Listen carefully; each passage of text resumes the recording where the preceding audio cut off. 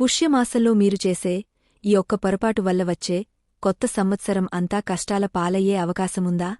ఈ నెలలో ఎవరికీ అప్పు ఎందుకు ఇవ్వకూడదు? అలాగే శని దేవుడి ఆగ్రహం కలగకుండా ఉండాలంటే ఏ వస్తువులను కొనకూడదో తెలుసా? ఈ వీడియోని చివరి వరకు చూడండి. అందరికీ నమస్కారం. ఈ నెల డిసెంబర్ 20 నుండి పుష్యమాసం ప్రారంభం కాబోతోంది. శని దేవునికి ఎంతో ప్రీతికరమైన ఈ మాసంలో మనం చేసే చిన్న చిన్న తప్పులు మనపై ఎలాంటి ప్రభావం చూపుతాయి? 2026 సంవత్సరం మనకు అద్భుతంగా కలిసి రావాలంటే ఈ నెలలో పాటించాల్సిన ముఖ్యమైన పరిహారాలు ఏంటి? ఈరోజు వీడియోలో మనం పూర్తి వివరాలు తెలుసుకుందాం. పుష్యమి నక్షత్రం పేరుమీద ఈ మాసానికి పుష్యమాసం అని పేరు వచ్చింది.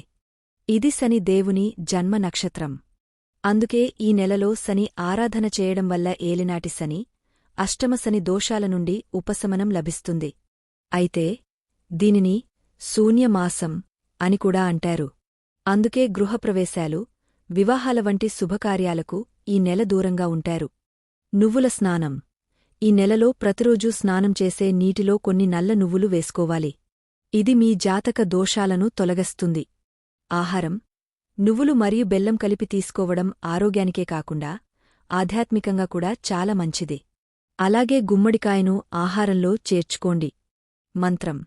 ప్రతిరోజూ ఉదయం స్నానం అయ్యాక ఓం శనీశ్వరాయ నమః అనే మంత్రాన్ని 21 సార్లు జపించండి. దీపారాధన.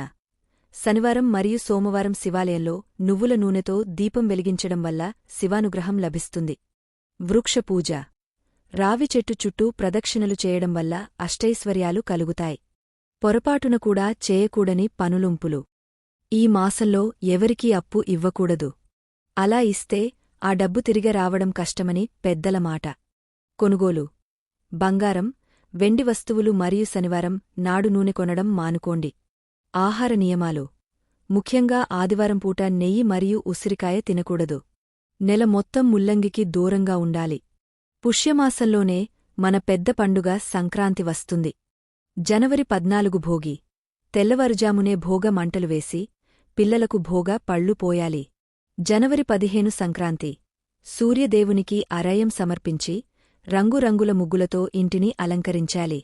జనవరి 16 కనుమ. పశువులను పూజించి వాటికి కృతజ్ఞతలు తెలపాలి. చూశారుగా, ఈ నియమాలను పాటిస్తూ పుష్యమాసంలో దైవచింతనతో గడిపితే రాబోయే కొత్త సంవత్సరం మీకు సుఖ సంతోషాలను ఇస్తుంది.